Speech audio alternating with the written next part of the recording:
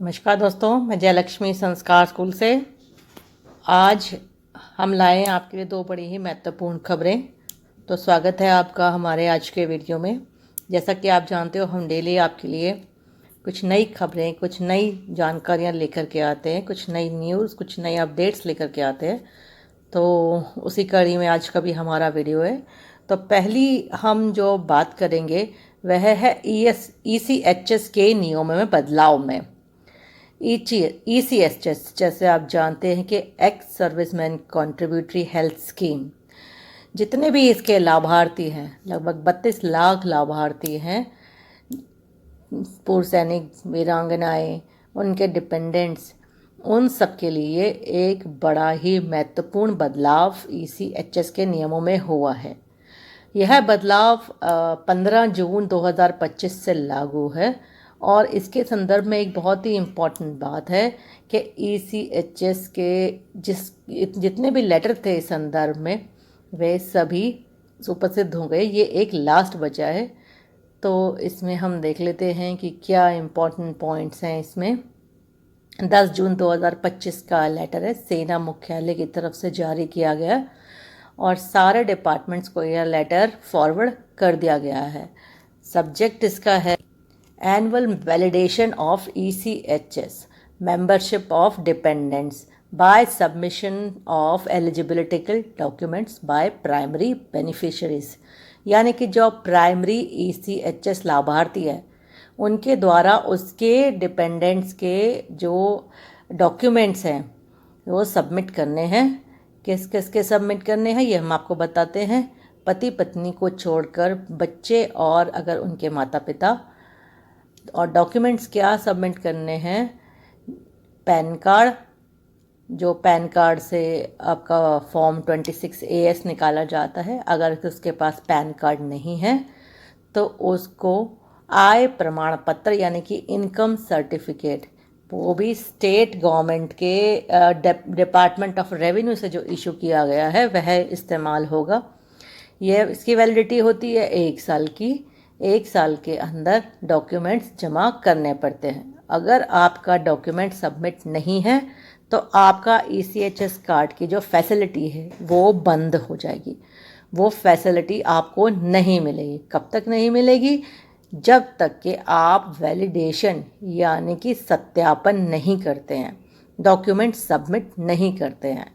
अब इसमें एक जो सबसे महत्वपूर्ण बात ये है कि अगर आपका कोई डिपेंडेंट 9,000 रुपये या उससे ज़्यादा पर मंथ इनकम कमाता है, उसकी वैलिडिटी निरस्त हो गई थी, उसके कार्ड पर उसको फैसिलिटी नहीं मिल रही थी और अब उसकी इनकम घट गई है या उसकी इनकम नहीं बची है, जॉब चली गई है किसी भी कारण से, तो उसको आप दोबारा वैलिडेट कर सकते हो, दोबारा सत्यापन कर सकते हो और यह फैसिलिटी आप दोबारा ले सकते हैं।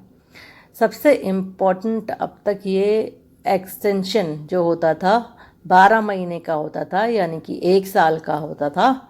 अब यह 15 जून 2025 से 15 महीने के लिए वैलिड है। अब तक कितना होता था? 12 महीने का, लेकिन अब हो जाएगा 15 जून के बाद ये जिनका भी वैलिडेशन होगा वह 15 महीने के लिए यानी कि 1.25 साल के लिए आपका वैलिडेशन हो जाएगा। दूसरा, 1 टाइम वैलिडेशन, यानी कि सिर्फ एक ही बार आपको यह वैलिडेशन यानी कि सत्यापन करना है। ये किसका करना है?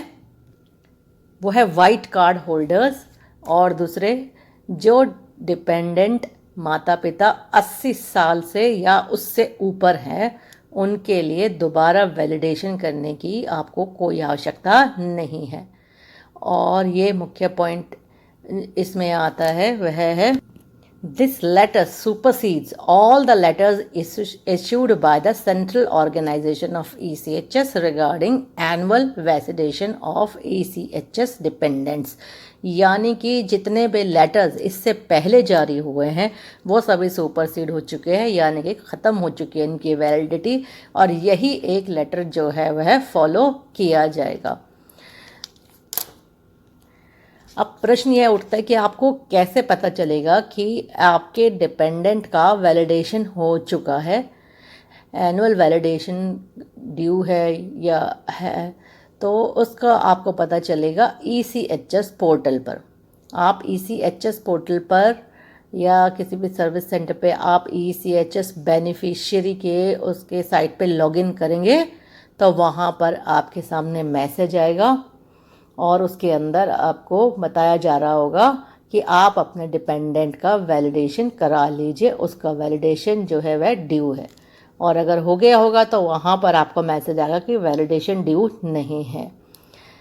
तो इससे आगे जितने भी इस संदर्भ में लेटर थे वो सब सुपरसीड हो गए। ये फाइनल लेटर है और ये इन्फॉर्मेशन आप सभी जितने भी एक्स सर्विसमैन हैं, जितने भी ECHS लाभार्थी हैं, वह सभी इसको सेव कर ले ताकि कोई भी डिपेंडेंट सैनिकों के ECHS फैसिलिटी से वंचित ना रहे। किसी इमरजेंसी के दौरान पता चले कि जो है ये ECHS कार्ड तो आपका चल ही नहीं रहा है या एनुअल वैलिडेशन हुआ ही नहीं है, तो इस प्रॉब्लम के आने से पहले आप ये सभी वैलिडेशन करवा लें। चलिए दोस्तों, अब बढ़ते हैं दूसरी खबर की तरफ। दूसरी खबर हमारी आ रही है 8th पे कमीशन से कि 1 लाख से अधिक जो केंद्रीय कर्मचारी जो हैं या पेंशनर्स जो हैं वह वेतन आयोग के लिए जो खबरें हैं उन पर नज़र गड़ाए हुए हैं। अब बड़े ही ध्यान से देखते हैं। केंद्र सरकार ने 8वें वेतन आयोग के गठन के लिए 16 जनवरी 2025 को मंजूरी दी थी। हालांकि अब तक आयोग के गठन की लेकर कमेटी को लेकर के अभी तक पर्दा नहीं उठा है, लेकिन उम्मीद की जा रही है कि केंद्र सरकार मौजूदा महीना यानी कि जून के आखिरी सप्ताह तक 8वें वेतन आयोग की जो कमेटी है उसके गठन का ऐलान कर सकती है। केंद्रीय कर्मचारी और पेंशनर्स के बीच ये आशंका है कि अगर 8वें वेतन आयोग को जल्द से जल्द इसका गठन नहीं करती है सरकार तो इसे लागू करने में देरी हो सकती है। दरअसल 8वें वेतन आयोग को 1 जनवरी 2026 से लागू किया जाना है, लेकिन केंद्र सरकार की तरफ से अब तक पैनल के सदस्यों की नियुक्ति नहीं की गई है। इसी कड़ी में एक बड़ी खबर सामने आ रही है कि सदस्यों की नियुक्ति के साथ साथ 8वें वेतन आयोग के टर्म्स ऑफ रेफरेंस की शर्तों को भी जल्द ही मंजूरी मिल सकती है। दरअसल पिछले दिनों में नेशनल काउंसिल की कंसल्टेटिव मीटिंग की सचिव जो शिव गोपाल मिश्रा ने कहा है कि रेफरेंस की शर्तें को सरकार की ओर से जल्द ही मंजूरी मिल जाएगी। मीडिया में आई खबरों के मुताबिक जनवरी में ही 8वें वेतन आयोग के लिए जो टर्म्स ऑफ रेफरेंस थी यानी कि संदर्भ शर्तें थी, उनके कर्मचारियों से जो है उन्होंने उनकी विचार मांगे थे। इसके बाद कर्मचारी संगठनों ने अपना मसौदा TOR को आगे कर दिया था। मौजूदा समय में महंगाई भत्ता मूल वेतन का 55% है। मार्च में 2% जो है आपका DA बढ़ाया गया था और वह बढ़कर 55% हो गई थी। तो खबर यह है कि वेतन आयोग आमतौर पर 10 साल में एक बार वेतन संशोधन के लिए जो है बनाया जाता है और फिटमेंट फैक्टर और तौर तरीकों की सिफारिश करता है और उसी हिसाब से नए वेतन जो है वह गठित होते हैं। तो फिटमेंट फैक्टर एक मानक है जिससे नई वेतन जो है वह बनाई जाती है, निकाली जाती है। वेतन आयोग वेतन वृद्धि की गारंटी देता है। 7वें वेतन आयोग की शुरुआत के साथ तब उस वक्त मेल वेतन में जो है एक 2.57 की वृद्धि हुई थी और 7,000 से बढ़कर के जो वेतन था वह बढ़कर के 15 हो गया था। इसी तरह पेंशन में भी काफ़ी संशोधन हुआ था जो कि 2100 रुपये से बढ़कर 9,000 रुपये हो गई थी। हालांकि 8वें वेतन आयोग में आधिकारिक फिटमेंट फैक्टर का अभी जारी होना बाकी है, लेकिन अनुमान है कि यह 2.5 के आसपास हो सकता है। इससे वेतन और पेंशन में काफ़ी बढ़ोतरी होने की आशंका है। आपको बता दें कि 8वें वेतन आयोग के लागू होने से सरकार के खर्चे में भी भारी बढ़ोतरी हो सकती है और देश की अर्थव्यवस्था पर काफ़ी इसमें जो है नुकसान हो सकता है। इसलिए सरकार किसी भी नतीजे पर पहुंचने से पहले इसकी व्यापक समीक्षा अवश्य करेगी।